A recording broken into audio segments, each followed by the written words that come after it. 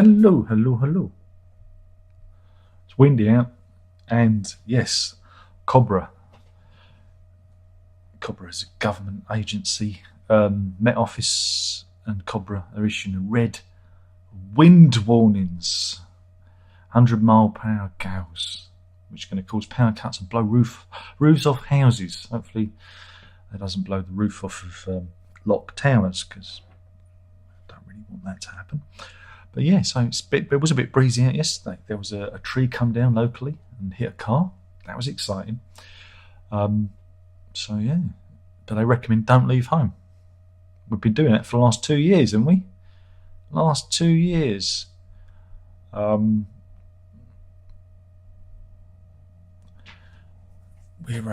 also, what else are we doing? We don't, no sign of the war yet. Putin, no war. So that's a good thing, isn't it? Yeah. I'm just trying to find some happy news. Do you want COVID?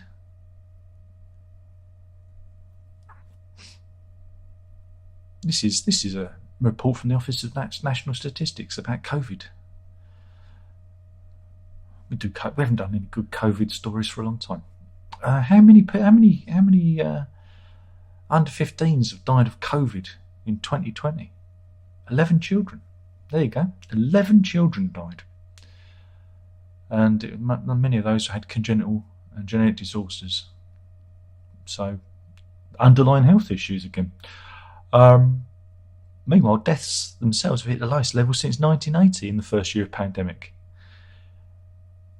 Again, statistics sometimes gives me a headache. I don't pretend to try and understand them, but they look at the trend of death rate, and this is how they was working out a lot of the COVID, how serious it was. And it was going on about COVID deaths and that, but meanwhile, like I say, in 2020, now they've had the chance to look back and analyse the data, they realised that deaths were down over the year. So, my head's starting to hurt. But don't worry, it was the over 75s who had the biggest fatality rate. There's a lovely graphic on the Daily Mail website. Look at that lovely graphic. Look at that. Isn't that beautiful? It must have taken all of 10 minutes to do that. But yeah, it's being old, not a good thing. But yeah, having an underlying health condition and being old, not good. Not good. God, there's really no happy stories. I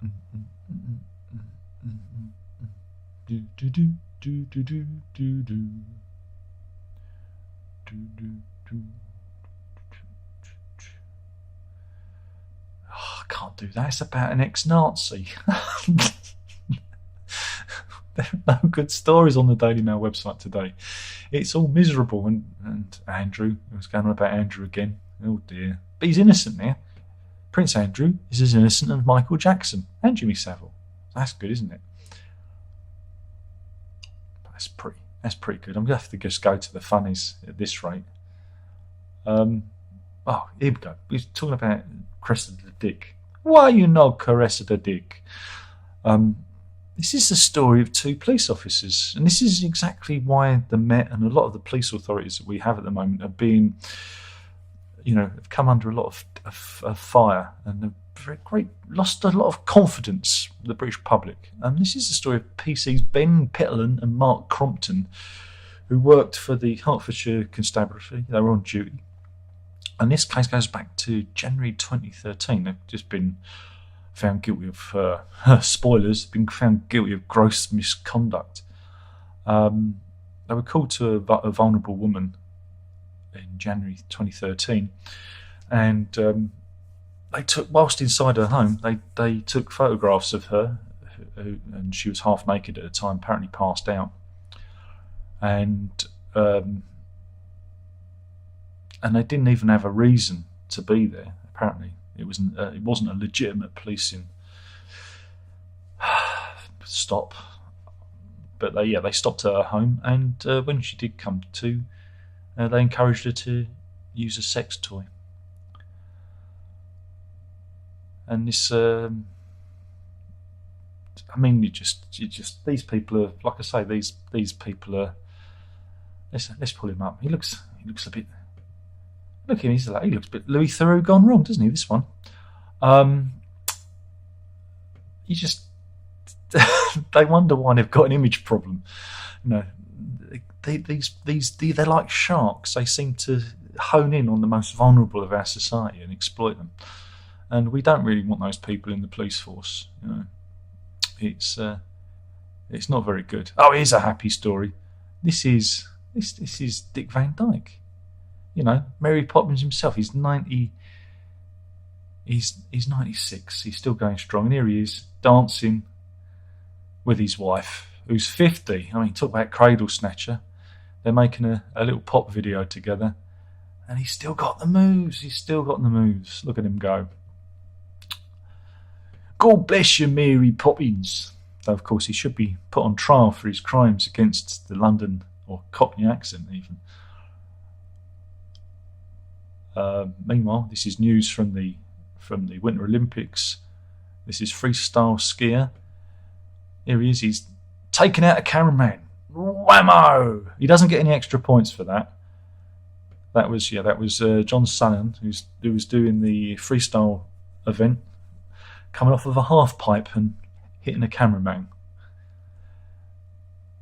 Meanwhile, the Chinese, they reckon that they've invented skiing. They found some cave art dating back 10,000 years ago. They reckon they invented it. It's their thing. There's some Chinese cavemen skiing.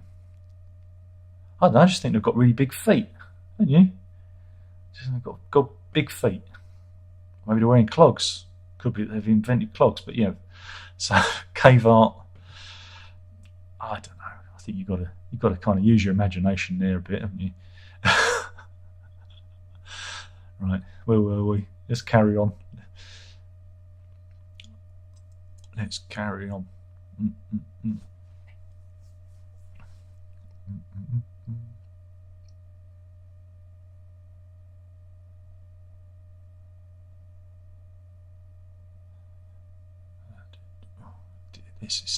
not very good stories. Mind you, we've got some. Who wants to see world's heaviest strawberry? Why not? This farmer, Ariel Chahi, has grown the world's biggest strawberry. It is 289 grams, over 10 ounces, and it's 24 times the average size of a strawberry. And it's 34 centimetres around. And it's a monster. It's the daddy of all strawberries. I don't think you'd be able to pop this into your mouth. Look at it. It's a monstrosity. It's a monstrosity. But yeah, the Israeli farmer, he's got a family strawberry business. He's put it on the map. He certainly made them famous with his monster strawberry. Imagine all the jam you can make out of that. Not for me, thanks. Not for me. Not with my feet. So yeah. So we see if I've got some. Here we go. This is a good one. This is Joe Biden. He's employed a new fella to take over a top level Department of Energy role. This is the story of Sam Brinton. Sam Brinton. He's going to be doing a very, very important role. Let me just. I don't know if this is an official picture of him, but here he is. Oh yeah, he's one of those non-binary. He's one of those non-binary folks. Oh, here he is again with some chums. Except for they're all just as dogs. Don't worry, this is fine. This is perfectly fine. Oh, here he is relaxing. There you go. Joe Biden. I just hope he's the right guy for the job. Hopefully all his kinks and perversions won't get in the way of this nuclear power. You know, You know, as a species, I think we are doomed, aren't we? We are doomed. We are doomed. I mean, look, what he gets up to in his private life is absolutely fine, you know, but it's that whole thing of private and professional smashing into each other, because it just doesn't give you any faith. Obviously, he must be a good disciplinarian.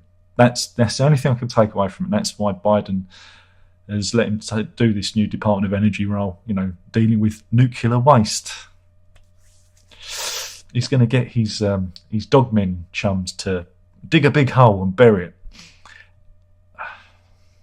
Just like I say, you know, have a good time. Have a good time, but there's this professional and private life, you know, just smashing.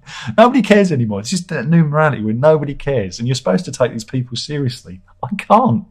Again, I'm not judging him for what he does. He can do that, it's fine. But it's this professional life. It kind of, you know, this is where there's a real contradiction, and it's a real problem, isn't it? We're supposed to just accept it and not go, that's just fucking bonkers. Oh dear. Oh, this is a good one. This is a house in Colombia. This is it's called Casa Loca. Should have been Casa Loca. This is in the Colombian town of Guatavita. And I think it's great. I think this is great. You're going to love this because it's upside down. They've built an entirely upside down house. It's a new tourist attraction. Look, and inside, hey, what a feeling. I'm sitting on the ceiling. I think that's how the song goes. Fantastic. And you're going to have a right trouble going to the cars here. I tell you, look at that. You're going to need a good aim. Oops. You press the wrong button in. You need a good aim if you want to go into the toilet. And playing pool, I tell you, playing pool is completely out of the question. This is fantastic. What a great place. Oh, they even took the dog in. They've even got the dog in there. Here we go, look. Here they are. Fido is completely unfazed by it. I love that. Fantastic. And yeah, what a great tourist attraction that is. Isn't it? It's upside down house. Meanwhile, Manson the Husky has been a naughty boy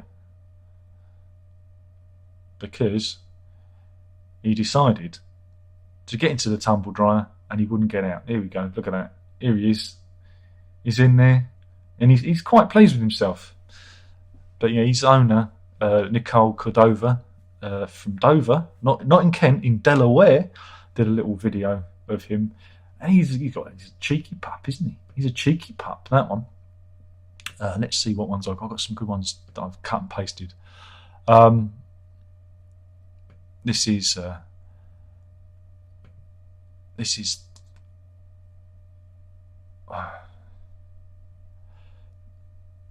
sorry, just waiting for the page to load. Still we get this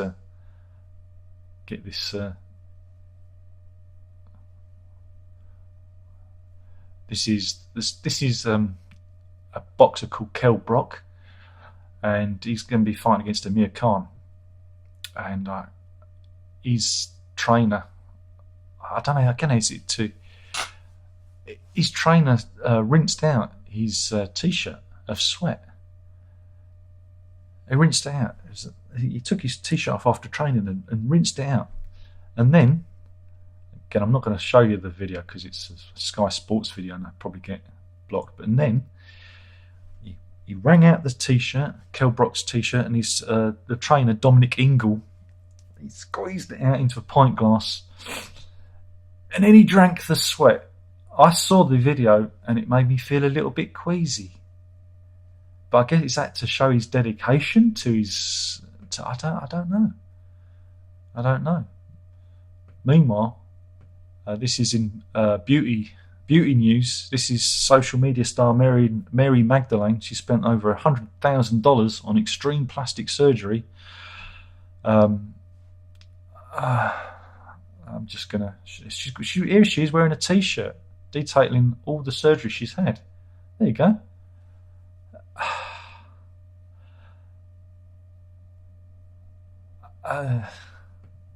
There's just something wrong here.